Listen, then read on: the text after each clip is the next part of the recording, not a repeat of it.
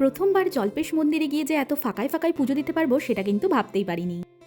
So hello everyone, আমি সংহিতা আর আমার একটি ছোট্ট মিনি ব্লগে তোমাদের সকলকে স্বাগত। জল্পেশ যাওয়ার প্ল্যান কিন্তু আগে থেকে ছিল না, হঠাৎ করে কিন্তু এই প্ল্যানটা হয়েছিল। আর আমি গিয়েছিলাম শ্রাবণ মাসের প্রথম সোমবারে জল্পেশ মন্দিরে।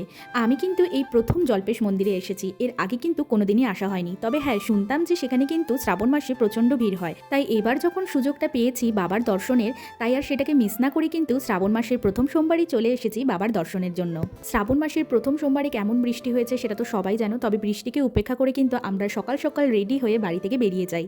তো প্রথমেই চলে আসি আমরা জলপাইগুড়ি, সেখান থেকে কিন্তু আমরা বাসে উঠে যাই। বাসে কিছুক্ষণ সময় আমরা ট্রাভেল করার পর কিন্তু চলে আসি জল্পেশ মন্দিরে। মন্দিরে এসেই দেখি ভিড় কিন্তু তেমন ছিল না, তাই আর দেরি না করেই সোজা পুকুরে গিয়ে কিন্তু জল গায়ে চিটে নিই, কারণ বাড়ি থেকে অলরেডি কিন্তু সবাই আমরা স্নান করে এসেছি।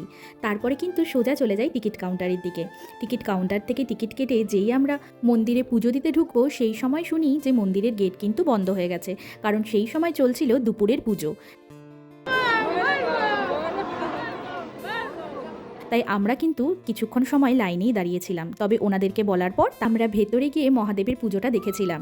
তারপরেই শুরু হয়েছিল আবার জল ঢালা। তো সবাই কিন্তু খুব সুন্দর মতন বাবার দর্শন করে খুব সুন্দর বাবাকে পুজো দিয়ে জল ঢেলে কিন্তু বেরিয়েছি। কেমন পুজো হলো? খুব সুন্দর। সবাই যেহেতু উপোস ছিলাম, তাই পুজো সম্পন্ন করার পর বাইরে এসে কিন্তু আমরা লুচি সবজি খেয়ে নিয়েছিলাম। এরপর গিয়েছিলাম একটা চায়ের দোকানে চা খেতে। তো সবাই এখানে আমরা চা খেয়ে নিলাম। এরপর সবাই বলল যে এসেছি যখন, তাহলে মহাদেবের প্রসাদটাও গ্রহণ করা যাক। তো আমরা গিয়ে শুনি যে কিছুক্ষণ অপেক্ষা করতে হবে, তারপরেই কিন্তু ওনারা প্রসাদ বিতরণ করবেন। যেহেতু হাতে একটু সময় ছিল, তাই আমরা মন্দিরের চারপাশটা ঘুরে দেখলাম আর ঘরের জন্য কিন্তু প্রসাদ নিয়ে নিলাম। খবরে শুনেছিলাম যে পুষ্পবৃষ্টি হবে, কিন্তু ওয়েদার ভালো না থাকার কারণে কিন্তু পুষ্পবৃষ্টি আর হলো না, তাই একটু খারাপ লেগেছিল প্রায় সবারই। তবে ঠিক আছে, কি করার আছে, ওয়েদারের উপরে তো আর কারো হাত নেই। এরপর কিন্তু প্রসাদ বিতরণ শুরু হয়েছিল, তো সবাই কিন্তু আমরা প্রসাদ সেখানে গ্রহণ করে তো আমরা জল্পেশ মন্দির থেকে বেরিয়ে যাব। এই প্রথম জল্পেশ মন্দিরে এসে যে বাবার এত সুন্দর দর্শন করতে পারবো আর এত সুষ্ঠু মতন পুজো দিতে পারবো সেটা কিন্তু ভাবিনি।